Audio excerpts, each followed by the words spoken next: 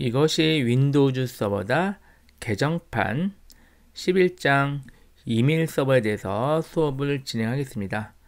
관련된 자료는 모두 카페에 등록이 되어 있습니다. 563쪽에 있는 이메일 서버의 작동 개념을 먼저 살펴보고 넘어가죠. 이메일 서버의 송수신과 관련되는 프로토콜이 3가지가 있는데요. SMTP는 클라이언트가 메일을 보내거나 메일 서버끼리 주고받을 때 사용을 합니다. 팝3는 서버에 있는 메일을 클라이언트로 가져올 때 사용하고요. IMAP도 팝3와 같은 거라고 생각하시면 됩니다. 자, 밑에 그림이 이메일 서버를 단순하게 구성한 전체적인 그림인데요. 이게 전체 네트워크라고 가정을 하면은 다음이라는 사이트에서 메일 서버를 운영하고 있겠죠.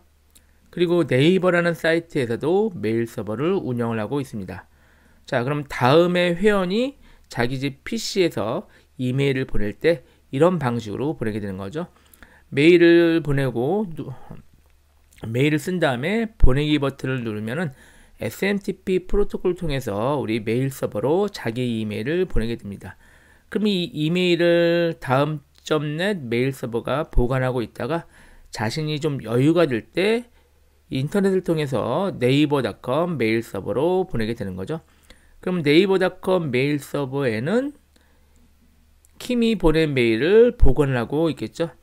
자, 리라는 사람이 자신의 네이버 서버에 접속하기 위해서 예를 들어서 회사에서 퇴근한 다음에 집에 PC를 켠 다음에 메일을 내려받기 하면은 자신의 메일 서버에 있는 메일함이겠죠. 메일함에 있는 메일을 내려받아서 확인을 할 수가 있게 됩니다. 그 내려받는 프로토콜이 팝3 IMAP 이렇게 되겠죠. 자, 그럼 메일의 도메인 다음.net 네이버.com 이 도메인은 역시 DNS 서버를 통해서 알게 될 것입니다. 자, 기본적인 메일 서버의 환경이 이렇게 됩니다. 565페이지 나온 2데이 이메일 서버 구축을 진행을 할게요. 이제 실습을 진행할 텐데요. 우리가 이번 이메일 서버는 상당히 복잡한 구성이 될 수밖에 없겠죠. 이유가 이메일 서버를 2대를 구축을 해야 돼요. 그리고 각각의 이메일 서버를 사용하는 클라이언트 2대가 필요합니다. 그래서 총 4대의 가상머신을 풀로 가동시켜서 실습을 진행을 할게요.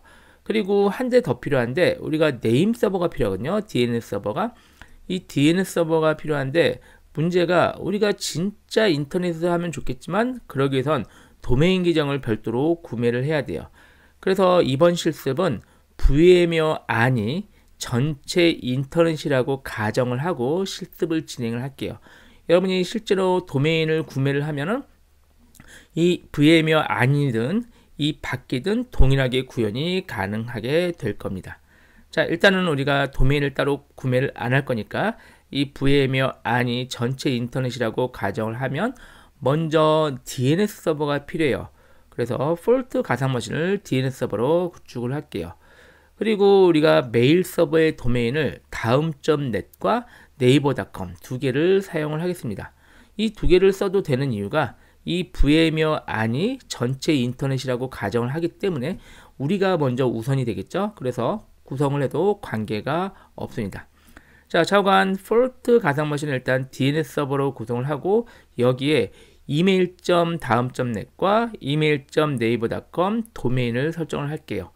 그러면 실제 이메일 서버를 구축할 가상머신은 폴트로 할게요. 폴트가 2개로 되어 있는데 폴트의 역할을 2가지로 할 겁니다. 그래서 그림상에는 분리를 해놨는데 DNS 서버라는 폴트 역할도 할 거고 메일 서버 다음.net의 메일 서버 역할도 폴트가 하도록 그렇게 구성을 할게요.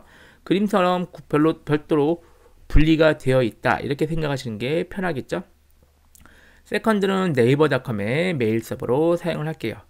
자, 그러면은 클라이언트가 각각 필요한데 다음.net의 회원이 김윤신이라고 가정하면 kim@다음.net 이런 메일 계정이 김윤신한테는 있겠죠. 그럼 김윤신 집에서 김윤신 PC에서 다음.net 메일 서버에 메일을 주고받을 수 있겠죠. 자, 그 역할을 윈 클라이언트가 하도록 할게요. 자, 그리고 네이버.com의 회원인 이순신 리@네이버.com입니다. 이거 못합니다. 네이버.com 이렇게 들어가면 이순신이 지금 네이버의 회원이니까 이순신의 집에서 네이버 메일을 주고받을 수 있겠죠. 그게 썰드로 이렇게 역할을 하도록 이렇게 구성을 할게요. 그러니까 총 4대가 총 전체 가동되면서 이메일 환경이 구성이 됩니다. 자, 그러면 김유신이 만약에 이메일을 보낼 때는 집에서 컴퓨터를 킨 다음에 이메일 클라이언트를 실행해서요. 메일을 보내겠죠? 이순신한테. 그러면 이렇게 작동하는 거예요. 얘가 다음.net 메일 서버로 보내야 되는데 이 메일 서버로 보내려면 다음.net이라는 도메인을 이해를 해야 되잖아요.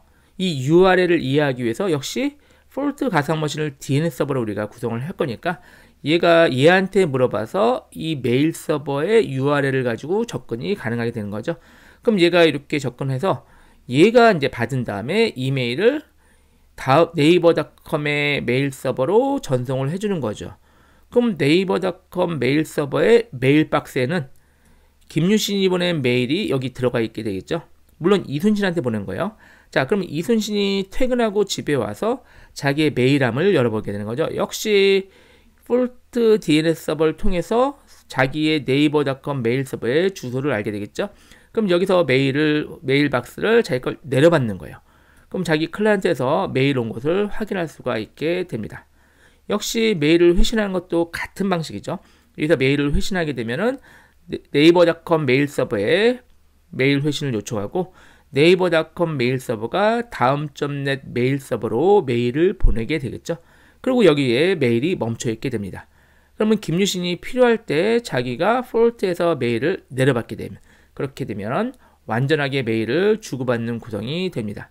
이 환경이 실제 외부 인터넷에서도 동일한 구성으로 작동이 되고 있는 것입니다. 자, 이 환경을 가지고 우리가 실습을 진행하도록 하죠.